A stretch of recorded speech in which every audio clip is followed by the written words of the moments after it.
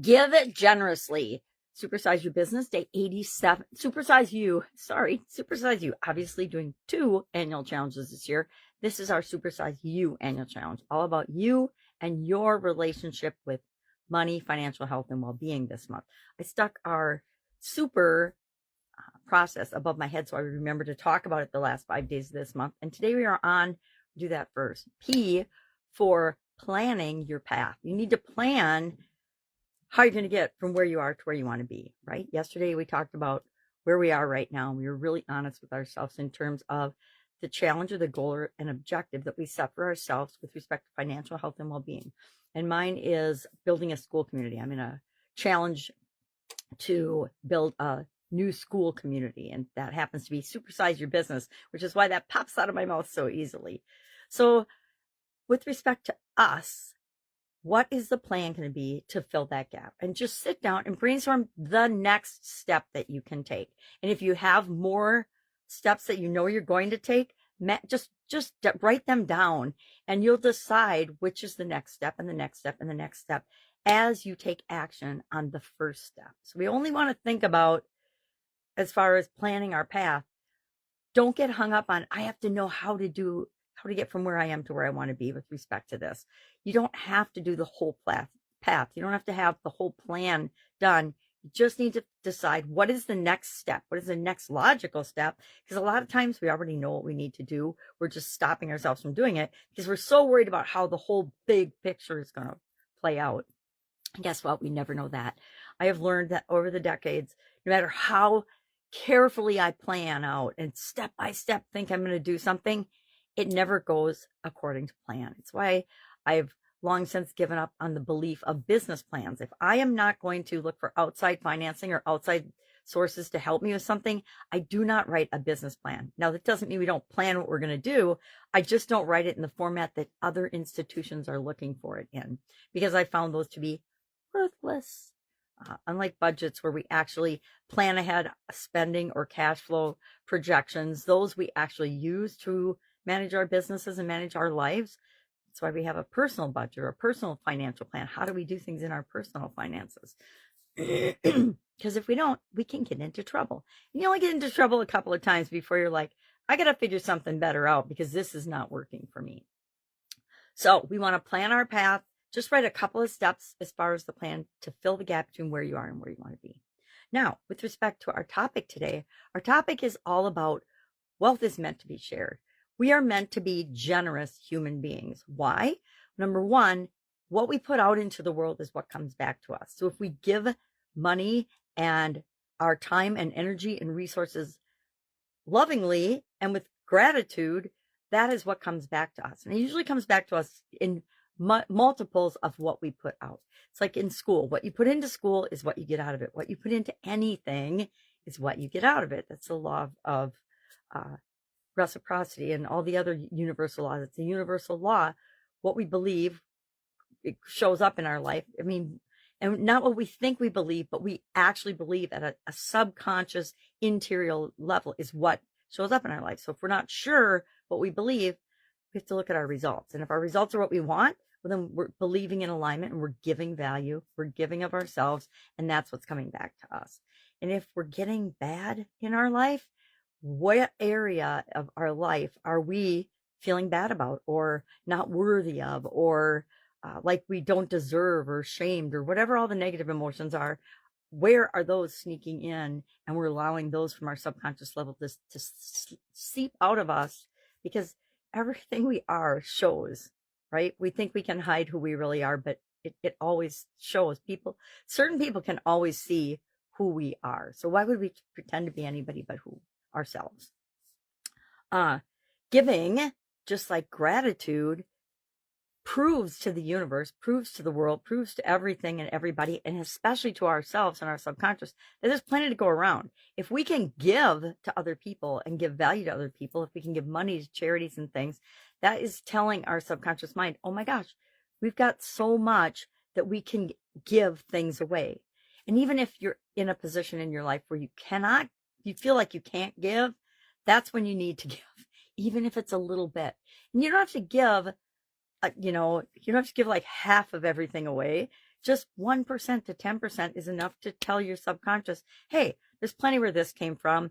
There's always going to be more. We live in an abundant universe, etc. Instead of hoarding everything, scarcity hoards. Now, I might be a borderline hoarder of stuff, which is probably the opposite of what I want to be, which is why I've started, and I've done it for a long time, giving away and calling through things and saying, okay, who could use this more than I am? It's been sitting here for a year and I haven't used it. I haven't looked at it. It's just collecting dust. I bet there's somebody out there that could actually benefit from this. And wouldn't it be better for them to have it and use it than for me to just have it sitting in my household collecting dust?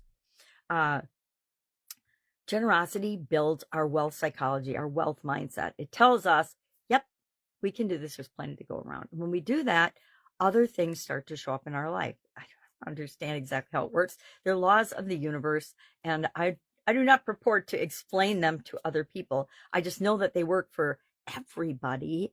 They don't just work for some people. They work for everybody who chooses to pay attention to and apply them in their lives. Guess what? There's a lot of people that just do this naturally, that don't even have to think about, oh, if I am generous and giving, that proves to myself internally, because that's the only thing that matters. We don't have to prove anything to anyone else in the world except for ourselves. And some of us have spent decades talking to ourselves in negative ways, and generosity, gratitude, to me, are the secret weapons for leveling that out and negating that and having that stop. Because if we're not our best cheerleader, if we're not speaking kindly to ourselves, how would we ever expect other people to? And there again, based on our past experiences, will often demonstrate how we treat ourselves. I guess how we treat ourselves is often how we treat other people, which actually I think we treat ourselves worse than other people, at least in my experience.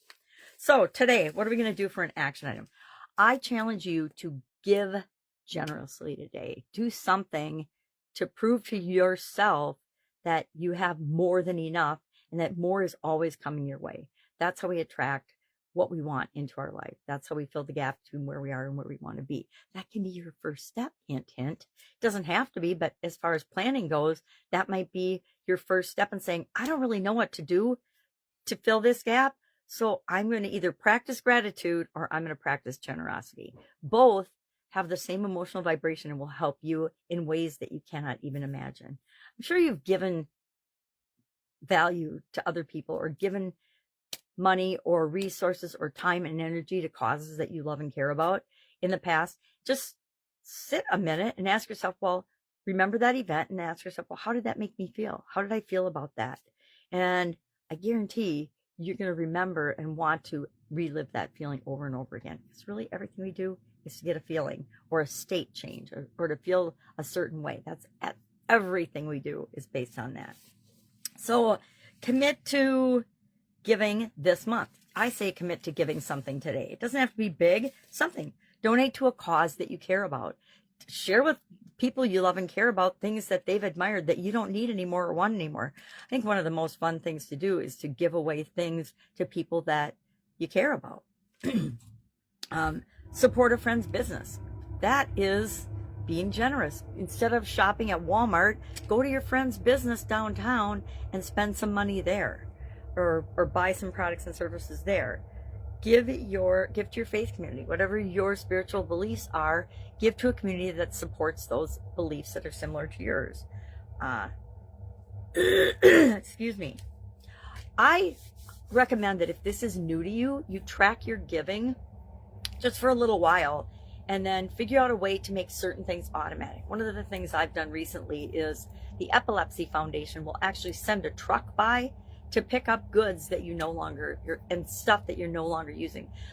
I find it much more rewarding to donate to the Epilepsy Foundation than I do to Goodwill, for example. And I think Goodwill does great things by employing people that are otherwise maybe not employable, by providing products and services. I just think they have a very profit-oriented mentality for their upper echelon, more so than some charities. But there's a lot of charities. You have to do your homework, because there's a lot of charities out there that don't actually do the thing that they say they're going to do. It's, buyer beware everywhere, but that seems to be an area where people pull on other people's heartstrings to get things, and they're not always reputable. So do your homework before you donate your hard-earned money, goods and services, etc. So what are we going to do today? We are going to share in the comments below, what is your favorite cause or passion or charity that you like to support or wish you were supporting, that you actually believe in, and share one way that you give. It doesn't have to be money. I give way more time and wisdom away than I do money, because I have more of that to give. Not because I have more of that to give, just because I think that that is a higher value add for me than just money. Do both. Do whatever you can, but prove to yourself that you are abundant. You have an abundant mindset. You have more than enough. No matter how much you give away, more will come to you and be replenished tenfold, is what it seems to feel like to me. All right. I could ask reflective questions, but I'm not going to, because I think I've been talking long enough. And, you know, yeah, that's it. All right. That's all I've got today. Discombobulated, just coming home from vacation, spring break, visit to my mom. If I can help you anyway, and it is really cold here. If I can help you, just let me know, ask. Otherwise, have an awesome day, and I will, of course, be with you tomorrow for day 88 of our annual challenge.